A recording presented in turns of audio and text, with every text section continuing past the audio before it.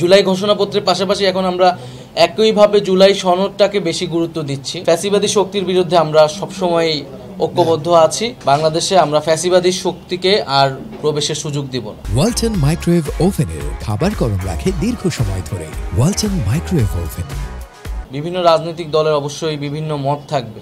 আমরা মনে করছি যে এখন বাংলাদেশে একটি গণতান্ত্রিক পরিবেশ রয়েছে এবং যে যার মত প্রকাশ করতে পারছে, এটি কেবলই ভিন্ন মত। আমরা মনে করি না রাজনৈতিক দলগুলোর মধ্যে এমন কোনো অনৈক্য তৈরি হয়েছে যার সুযোগ আসলে ফ্যাসিবাদী শক্তি নিতে পারে। আমরা তো আজকের আমাদের ঐক্যমতের জায়গাতেও কিন্তু প্রথম পয়েন্টই হচ্ছে 24শে জুলাই গণঅভ্যুত্থানের শহীদদের সাংবিধানিক এই স্বীকৃতিটা, এই যে যাদের ফলে যাদের আত্মত্যাগের কারণে আসলে আমরা আজকের এই বাংলাদেশ এবং আমরা যে মৌলিক সংস্কার সহ মানুষের অধিকারের কথাগুলো বলতে পারছি। তো আমাদের জুলাই ঘোষণাপত্রের একটা উদ্দেশ্যই কিন্তু ছিল এই জুলাই গণঅভ্যুত্থান এবং শহীদদের মর্যাদার সেই স্বীকৃতিটা যাতে সংবিধানে উল্লেখিত করা যায় তার জন্য একটা ডকুমেন্ট তৈরি করা এবং সেটা ঐক্যমত করা যারা আমরা জুলাই গণঅভ্যুত্থানে যে শক্তিসমূহ অংশগ্রহণ করেছিল।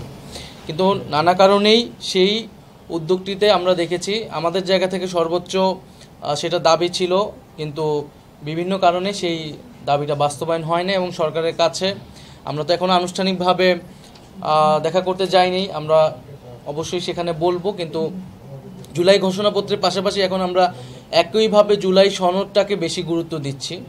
কারণ জুলাই সনদ হচ্ছে মৌলিক সংস্কারের যে রূপরেখার উদ্যোগ, সেটির কথা বলা হয়েছে। জুলাই সনদ যাতে কোনোভাবেই আমাদের যে উদ্যোগটি সেই উদ্যোগটি যাতে ব্যর্থ না হয়, একই সাথে সাথে আমরা জুলাই সনদ যখন বাস্তবায়ন হবে, যখন সব দল মিলে সংলাপের আয়োজন করা হবে সরকারের পক্ষ থেকে, তখন আমরা জুলাই ঘোষণাপত্রের কথাটিও বলবো। একটা প্রশ্ন, সেটা হচ্ছে আপনারা এই জুলাই অভ্যুত্থানে আসলে আপনারা কোনো পদক্ষেপ নেবেন কিনা এই ঐক্যগুলো ফিরে আসার জন্য?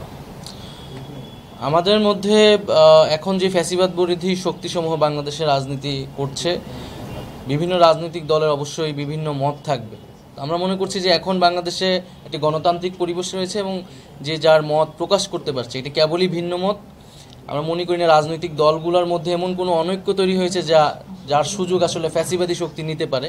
ফ্যাসিবাদী শক্তির বিরুদ্ধে আমরা সবসময় ঐক্যবদ্ধ আছি এবং আমরা এই যে ধরনের সংলাপগুলো হচ্ছে আমরা সেগুলোতে অংশগ্রহণ করছি এবং আমাদের দল থেকেও আমরা বিভিন্ন রাজনৈতিক দলগুলোর সাথে আনুষ্ঠানিক এবং অনানুষ্ঠানিক সংলাপের উদ্যোগ নিচ্ছি।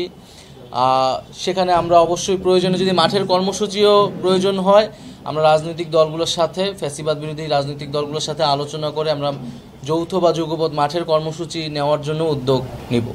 কারণ কোনোভাবেই বাংলাদেশে আমরা ফ্যাসিবাদী শক্তিকে আর প্রবেশের সুযোগ দিব না। এই বিষয়ে আমরা ঐক্যবদ্ধ, প্রতিশ্রুতিবদ্ধ। নির্বাচনকে সামনে রেখে আপনারা কি কোনো জোট গঠন করতে ইচ্ছুক কিনা বা ওই ব্যাপারে চিন্তা ভাবনা করছেন? না, আমরা এখনো এই বিষয়ে কোনো চিন্তা ভাবনা আমরা করি না। আপনাদের ঐক্যমতের একটা বড় জায়গা হলো বিচার। এখানে বিচারের দুইটা ব্যাপার আছে। একটা হলো যে দলগতভাবে আওয়ামী লীগের বিচার, আপনারা যেহেতু বলছেন যে নিবন্ধন ততদিন পর্যন্ত নিষিদ্ধ রাখতে হবে, আর একটা হলো যে সরাসরি গণতায় দায়ী নেতাদের বিচার। তা আপনারা আসলে কোনটা যাচ্ছেন, ব্যক্তিদের নাকি দলগত? দুইটাই যাচ্ছে। আমরা ব্যক্তিদের তো বিচার অবশ্যই হবে, কিন্তু সরকার এখনো দলগতভাবে বিচারের কোনো উদ্যোগ নেই। আমরা মনে করি এটা দলগতভাবে বিচার হওয়া উচিত, কারণ জুলাই গণহত্যা আসলে রাজনৈতিক একটা হত্যাযজ্ঞ। এটা দলগতভাবেই আওয়ামী লীগ এই হত্যাযজ্ঞে নেতৃত্ব দিয়েছে, অংশগ্রহণ করেছে।